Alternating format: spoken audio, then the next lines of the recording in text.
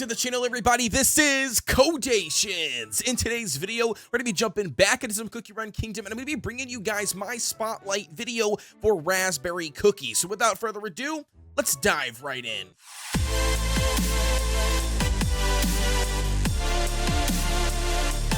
Now, officially diving in here to the brand new Raspberry Cookie. So the first thing you need to know, she's going to be a charged cookie and going to be placed in the front row. Now, there's going to be something to mention here when it comes to charger cookies in this game. I don't know why, but the Dev Sisters have pretty much made this what I would call a flex role, or a flexible role, basically. That just means that no charged cookie seems to be the same. We've got some charged cookies that are being transformed into something different. We've got some charged cookies that are adding support. We've got some cookies that are charged that are adding a defense break like Dark Choco, and then we've got some that are just purely going to be straight out damage, something like Raspberry Cookie. So it's very interesting here to see the charge mechanic in general.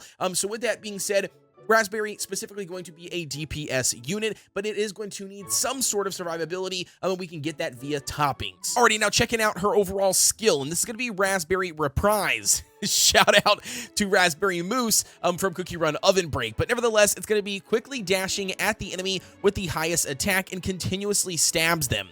The attack briefly reduces the hit target's attack for a while, and then it says while Raspberry Cookie is using her skill, she becomes more resistant to interrupting effects. And then it says single hit damage is going to be 69.6%, and we've got damage of the final hit being what she does the most, and that's going to be the 556.5%, and then the attack reduction is going to be 40% for 3 seconds, and that's going to be what she's specifically applying to the enemy that she does the continuous stabbing damage to, that does the most attack on the enemy's team. So she's basically taking their highest damage dealer and then reducing their attack by 40% for 3 seconds. Now, with this skill, dude, she can absolutely put out a megaton of single target damage to whatever target she is attacking, which is going to specifically be, according to her skill, the enemy that has the highest attack on the team. Whether it's going to be PvP or PvE, it doesn't matter. Either one, she can do a megaton of single target damage. However, one thing to keep in mind is, as I already mentioned, she is going to be a charger cookie, but she's going to be fulfilling that DPS role, and because she's going to be placed on the front line, you still have to focus in on building her with some survivability, and you achieve that through the toppings. So with keeping that in mind here, that's going to be the reason why we have chosen the toppings of choice as we have for Raspberry Cookie, and that's going to be a split set. We've got obviously 2 solid almonds here for the damage resistance, just to basically add to the overall survivability, because as I already mentioned, she's going to be placed on the front row, and as a front row unit, she is going to inevitably take a lot more damage than the back row cookies. And with that being said, you can't have her die, because if she dies and she's going to be one of your main DPS units, especially a focused and sniped unit to hopefully kill whatever cookie she uses her skill off with, then you definitely want to be utilizing her skill more often, and if she's dead, you can't do that. So obviously running 2 solid almonds is a good choice, and then obviously we got 3 of the searing raspberries to just add to her overall damage or attack percentage, because she is going to be a DPS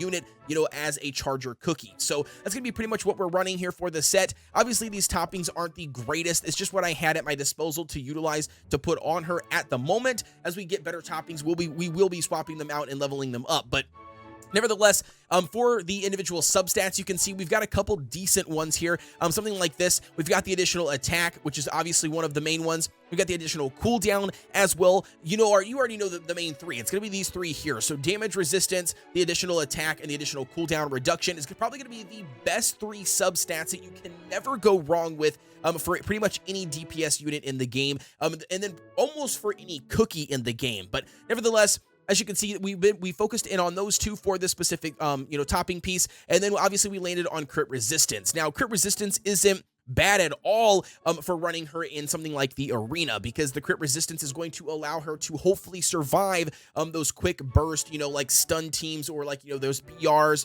those almond comps, things like that, because, if they get that crit attack off, then it can obviously wipe out your entire team or kill Raspberry. So again, not a crazy topping to have. This one here obviously isn't the greatest. We just have it sitting here for the additional attack, and then we've got some additional crit percent, which again is not bad for a DPS unit. And then we've also got the debuff resistance, which again, debuff resistance we don't really need for this case, but at the end of the day, it's not the worst substat to have because it just reduces the amount of time that Raspberry can be stunned for. Nevertheless, like I said, focusing in on those 3 substats are going to be beneficial for you. The additional damage resistance for the survivability, the additional attack to just basically make her do more damage with her final skill, and then last but not least, I'm probably going to get that additional cooldown so then she can pop off her skill and use it more often. Alrighty, so officially showing you guys some footage of a video that I recorded at stage 824, specifically just to show you how much damage that Raspberry Cookie can do single target, right? So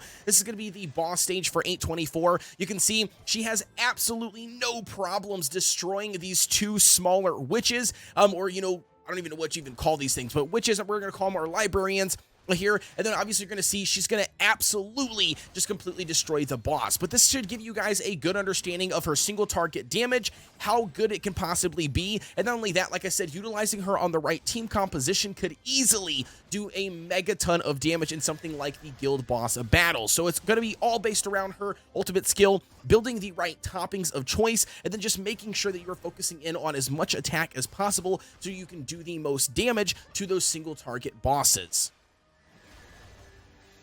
Now, next up, we're going to be taking a look at the arena. We're going to be going up against a team that's about 200,000 more power than me. It's going to be basically the Seafarer that's going to be hidden, as you're going to see here in a second. But nevertheless, this should give you guys a really good understanding. My Raspberry is only level 50. Watch the damage they do on Seafarer. It's absolutely insane. Almost an instant kill. And again, keep in mind that Seafarer is going to be level 60. Mine is currently only level 50. So you can only imagine how much damage Raspberry Cookie can really put out once we do get her to level 60 and really have the ability to test her at her max capacity. But nevertheless, absolutely ridiculous. A really, really good just overall single target damage dealer. She's gonna take out Vampire here in a second as well, pretty much just securing the win here for us. Instantly gone. Not only that, Seafarer cleans up the house. So absolutely shreds in the arena as a single target damage dealer as well. So there you have it, ladies and gentlemen. Hopefully that gives you guys a better insider look on the brand new Raspberry Cookie. So as always, I invite you guys to drop a comment down below. Let me know what your overall thoughts are on the cookie. As for my personal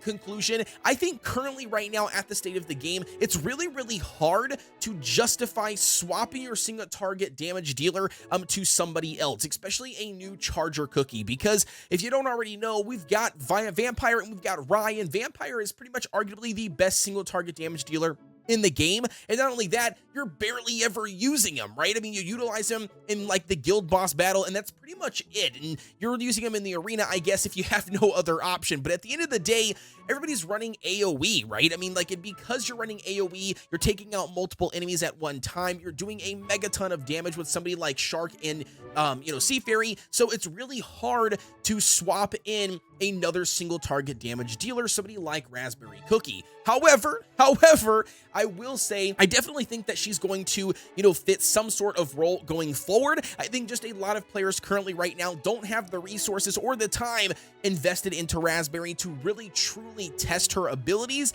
and how good she can be at that maxed out promotion and maxed out level 60 with the best toppings, for her overall. So again, we'll see more. Not only that, we've got some balancing coming out on her skill. I believe probably within the next couple of days, we'll see that.